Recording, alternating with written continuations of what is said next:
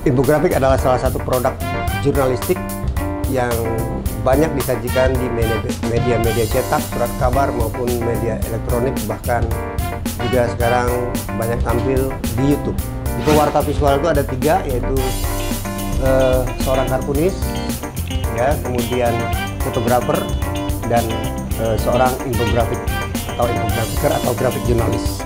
Seorang infografik itu ya sama seperti wartawan, sama seperti fotografer. Mereka turun ke lapangan, dia melakukan interview, melakukan peliputan, melakukan pemotretan, kemudian dan salah satunya dia harus bisa menggambar.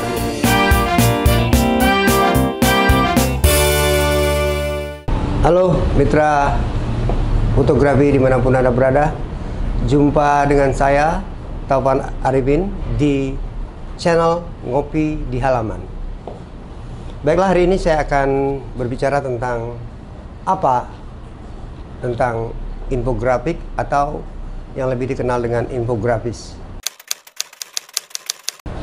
Kita sering mendengar beberapa sajian di media cetak maupun media elektronik. Ada sajian sebuah karya jurnalistik berupa infografis atau infografik. Infografik itu adalah penyajian berita secara visual. Dan infografik adalah salah satu produk jurnalistik yang banyak disajikan di media-media cetak, surat kabar maupun media elektronik, bahkan juga sekarang banyak tampil di YouTube.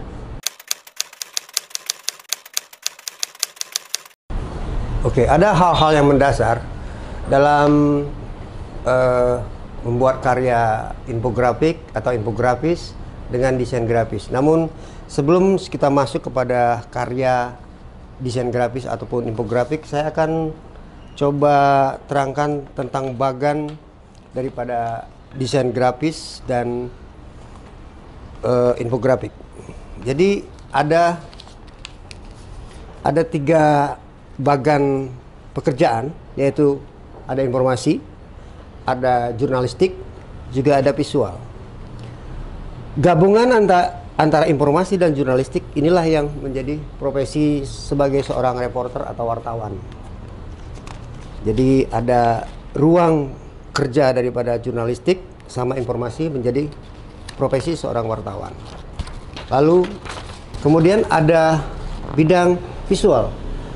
Antara visual, bidang kerja visual dan bidang kerja jurnalistik itu menghasilkan sebuah profesi seorang fotografer. Dan yang ketiga adalah bagian kerja dari informasi dan visual itu adalah profesi desain grafis. Jadi desain grafis itu lebih kepada informasi dan visual, tidak ada unsur jurnalistik. Makanya dia bukan merupakan produk dari jurnalistik. Nah, sementara infografik dia mengambil ketiga potongan: jurnalistik, informasi, visual, dan itulah profesi sebagai infografik atau yang lebih dikenal dengan grafik jurnalis, atau di Indonesia itu dikenal dengan sebutan pewarta visual. Di pewarta visual itu ada tiga, yaitu seorang kartunis, ya, kemudian fotografer, dan seorang infografik atau infografiker atau grafik jurnalis. Jadi karena ini pekerjaan seorang jurnalis, jadi pekerjaan seorang infografik itu ya sama seperti wartawan, sama seperti fotografer. Mereka turun ke lapangan, dia melakukan interview, melakukan peliputan, melakukan pemotretan, kemudian dan salah satunya dia harus bisa menggambar biasanya.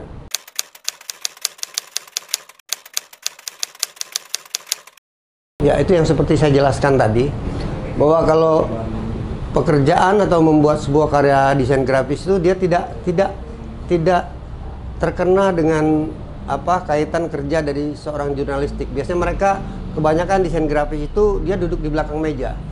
Ketika mereka menerima data atau order atau pesanan atau kreativitas dari seorang desainer itu sendiri, dia akan membuat sebuah karya desain grafis yang tidak ada unsur jurnalistiknya.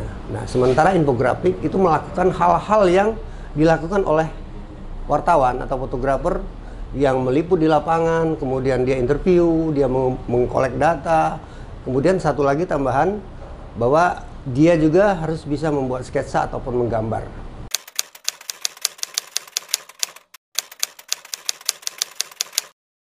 Ya, sama seperti yang saya jelaskan tadi, mereka harus mengadakan liputan, mereka harus interview, mereka harus mencari narasumbernya gitu kan, kemudian mengkolek data, lalu baru bisa membuat dan menyusunnya dalam sebuah desain. Jadi seorang infografik itu adalah pasti seorang desainer grafis, tapi seorang desainer grafis belum tentu bisa membuat karya infografis.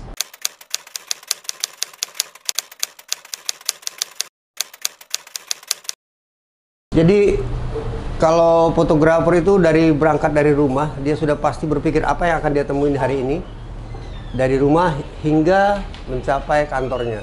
Sama seperti seorang grafik jurnalis, dia sudah membuat sebuah konsep tentang pekerjaannya hari itu, ataupun kalau dia berada di sebuah redaksi majalah atau surat kabar atau media elektronik, mereka akan mengikuti berita-berita hari ini, apa yang akan disajikan pada hari ini, kemudian dia akan segera membuat pemberitaan tentang infografis itu sendiri. Jadi yang pertama, yang jelas mereka akan mengumpulkan data-data, dan dia juga harus mengikuti perkembangan berita hari itu, apa yang akan disajikan oleh media esok harinya. Itu dia sudah harus mempunyai sense terhadap pemberitaan yang lagi tren atau lagi viral atau sedang populer.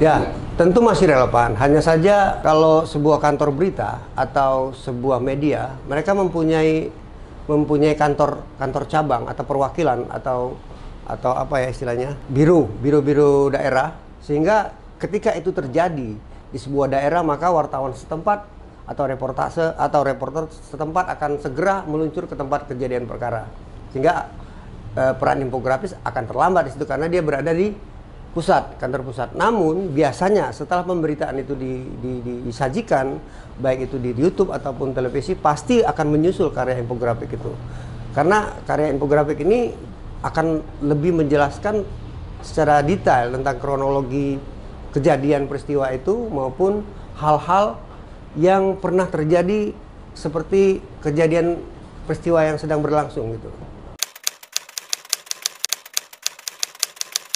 Banyak. Jadi karya-karya infografis itu sebetulnya banyak sekali. Ada tentang timeline, ada tentang news, ya, ada juga tentang standalone, ada juga grafik tentang yang berkaitan dengan data statistik, ataupun sebuah liputan khusus tentang flora ataupun fauna. Saya ada contoh di sini tentang infografik yang bersifat tidak news gitu loh. Di sini tentang bagaimana sepatu hak tinggi itu ya. Sepatu hak tinggi bahwa akan menimbulkan varises dan lain sebagainya. Nah, yang bersifat news seperti ini, umpamanya terjadi Boeing 737-400 Adam Air menghilang. Nah, disinilah sebuah karya infografis yang disajikan dengan berita news tadi gitu. Jadi antara news dengan berdiri sendiri dengan data statistik, mereka akan berbeda.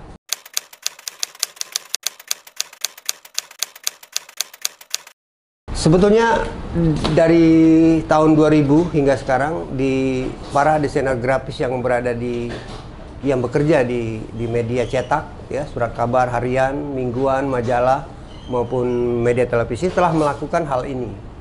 Nah, yang mungkin perlu saya jelaskan bahwa seperti yang saya terangkan pertama tadi, bahwa karya grafik jurnalistik itu adalah sebuah produk jurnalistik yang mereka harus turun ke lapangan, yang mereka harus melakukan survei, yang mereka harus melakukan pengumpulan data dari narasumbernya. Jadi pekerjaannya itu tidak hanya di belakang layar, sama seperti yang saya jelaskan awal tadi, bahwa mereka harus turun ke lapangan dan mengumpulkan data, baru bisa menyusun sesuai dengan berita yang diinginkan. Kalau menurut saya ini sangat prospek sekali ya, walaupun dimana sekarang media cetak sedang lesu ya. Artinya ke depan orang lebih banyak menonton di HP, menonton melalui laptop ataupun desktop komputer mereka. Namun sajian-sajian dari YouTube ataupun iklan-iklan yang bersifatnya produk itu bisa menggunakan infografik, sehingga profesi ini menurut saya akan terus berkembang.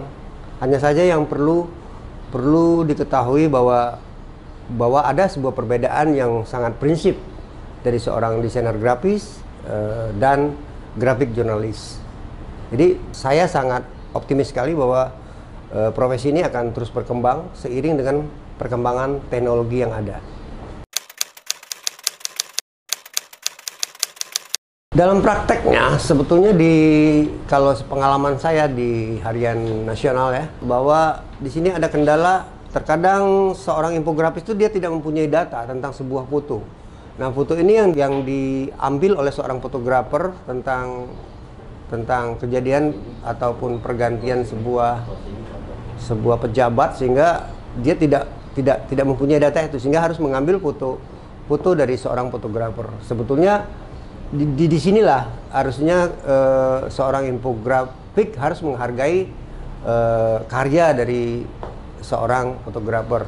Setidaknya walaupun karya itu diubah menjadi tuntutan daripada media itu untuk menjadi sebuah vektor sehingga filenya lebih rendah, itu harusnya menyebutkan sumber foto. Sumber foto umpamanya Eko atau siapa harus disebutkan, selain narasumber maupun sumber-sumber lainnya seperti Bloomberg, Google dan lain sebagainya.